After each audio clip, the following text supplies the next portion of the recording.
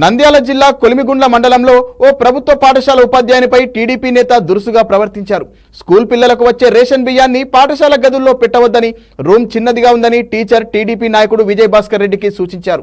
దీంతో అతడు కోపదిక్తుడై నీకేం తెలుసంటూ బియ్యాన్ని రూమ్లోనే దింపుతామంటూ ఉపాధ్యాయుడిని ఇష్టం వచ్చినట్లు మాట్లాడారు.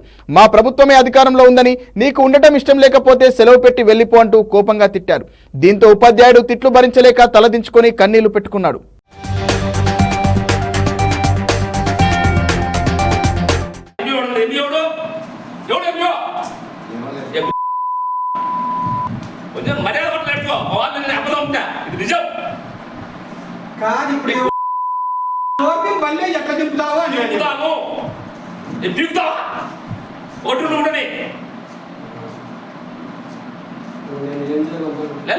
మగుడు చాలా తలకాయ మగుడు నీకు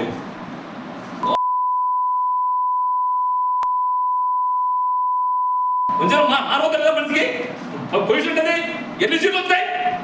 164 సీట్లు మాకు వస్తాయి. నువ్వేం పంపన్నది రాజకీయం అవసరం అన్న. రాజకీయ ప్రకారం బాగుండదు. రాజ్యం లేదు.